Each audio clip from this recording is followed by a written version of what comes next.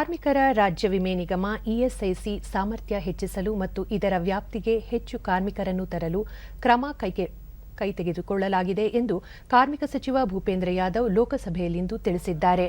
ಪ್ರಶ್ನೆಯೊಂದಕ್ಕೆ ಉತ್ತರಿಸಿದ ಅವರು, ಇಎಸ್ಐಸಿ ಸೌಲಭ್ಯ ಪಡೆಯಲು ವೇತನ ಮಿತಿ ಹೆಚ್ಚಳ ಪ್ರಸ್ತಾಪ ಇಲ್ಲ. ವಿಮೆ ವ್ಯಾಪ್ತಿಗೆ ಹೆಚ್ಚು ಕಾರ್ಮಿಕರನ್ನು ಸೇರ್ಪಡೆಗೊಳಿಸಲು ಸಾಮಾಜಿಕ ಭದ್ರತಾ ಸಮಿತಿ ಜಾರಿಗೊಳಿಸಲಾಗಿದೆ ಎಂದರು. ಸದ್ಯ ದೇಶದಲ್ಲಿ 160 ಇಎಸ್ಐ ಆಸ್ಪತ್ರೆಗಳಿವೆ. ಇವುಗಳ ಸುಧಾರಣೆಗೆ ನಿಗಮದ 3 ಉಪಸಮಿತಿಗಳು ಕೆಲಸ ಮಾಡುತ್ತಿವೆ ಎಂದರು. कि सोशल सिक्योरिटी कोड जो देश में आया है उसके लागू होने के बाद ईएसआईसी क्षेत्र में जो अन्य कामगार लोग जो अभी तक शामिल नहीं है वो स्वतः ही शामिल हो जाएंगे और ईएसआईसी देश के एक बड़े भाग के श्रमिकों की सेवा करने में सक्षम भी हो पाएगी. उसी दृष्टि से हमने सोशल सिक्योरिटी कोड को बनाया. ಮಂಡ್ಯ ಸಂಸದೆ ಸುಮಲತಾ ಅಂಬರೀಶ್ ಮಾತನಾಡಿ, ಇಎಸ್ಐಸಿ 2 ಆಡಳಿತಾತ್ಮಕ ನಿಯಂತ್ರಣಕ್ಕೆ ಒಳಪಟ್ಟಿರುವುದರಿಂದ ಕೆಲವು ಸಮಸ್ಯೆಗಳು ಎದುರಾಗುತ್ತಿವೆ.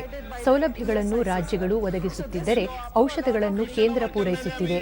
ಮಂಡ್ಯ ಜಿಲ್ಲೆಯಲ್ಲಿ 25,000ಕ್ಕೂ ಹೆಚ್ಚು ಕಾರ್ಮಿಕರಿದ್ದು 100 ಹಾಸಿಗೆಗಳ ಇಎಸ್ಐ ಆಸ್ಪತ್ರೆ ಅಗತ್ಯವಿದೆ ಎಂದರು. While the medicines are given by the ESIC, the hospitals are run by the state governments, due to which a lot of difficulties are being faced by the beneficiaries. I would like to ask the Honourable Minister if the government is taking any corrective measures to address these difficulties. ESIS अस्पताल जो है ಇದಕ್ಕೆ ಉತ್ತರಿಸಿದ ಸಚಿವರು, ಮಂಡ್ಯ ಜಿಲ್ಲೆಯಲ್ಲಿ 5,449 ಕಾರ್ಮಿಕರು ESI ವ್ಯಾಪ್ತಿಗೆ ಒಳಪಟ್ಟಿದ್ದಾರೆ. ಜಿಲ್ಲೆಯಲ್ಲಿ 3 ಇಎಸ್ಐ ಸೌಲಭ್ಯಗಳು ಕಾರ್ಯನಿರ್ವಹಿಸುತ್ತಿವೆ. ಇಎಸ್ಐ ಆಸ್ಪತ್ರೆ ಸ್ಥಾಪನೆ ಕುರಿತು ಪರಿಶೀಲಿಸಲಾಗುವುದು ಎಂದರು. जो आने वाली जो अन्य दिक्कतें हैं उसके कारण हमने ईएसआईसी में 3 सब कमेटीज भी बनाई है और उन 3 सब कमेटीज में राज्य सरकार के द्वारा संचालित अस्पताल और जो केंद्र के द्वारा संचालित अस्पताल है उनमें समानता लाने के लिए अनेक उपाय किए गए हैं. हमने राज्य सरकारों को ये भी अनुशंसा की है कि वह अपने अपने राज्यों में कॉरपोरेशन का निर्माण करें और कुछ राज्यों ने कॉरपोरेशन का निर्माण भी किया है. इसमें ज़्यादा अच्छी तरीके से समन्वय से कार्यक्रम हो, इसके लिए हमारे विभाग द्वारा पिछली बोर्ड में भी कुछ निर्णय लिए गए. शिक्षा एक दोहरी दायित्व का ಕೇಂದ್ರ ಶಿಕ್ಷಣ ಸಚಿವ ಧರ್ಮೇಂದ್ರ ಪ್ರಧಾನ್ ಪ್ರಶ್ನೆಯೊಂದಕ್ಕೆ ಉತ್ತರಿಸಿ, ರಾಜ್ಯ ಸರ್ಕಾರಗಳು ಒದಗಿಸುವ ಜಮೀನು ಸೂಚಿಸುವ ಸ್ಥಳ ಮತ್ತು ಆ ಪ್ರದೇಶದಲ್ಲಿ ಕೇಂದ್ರ ಸರ್ಕಾರಿ ನೌಕರರ ಸಂಖ್ಯೆಯನ್ನು ಪರಿಗಣಿಸಿ ಆದ್ಯತೆಯ ಮೇಲೆ ಕೇಂದ್ರೀಯ ಶಾಲೆಗಳ ಸ್ಥಾಪನೆಗೆ ಪಟ್ಟಿ ತಯಾರಿಸಲಾಗುತ್ತದೆ.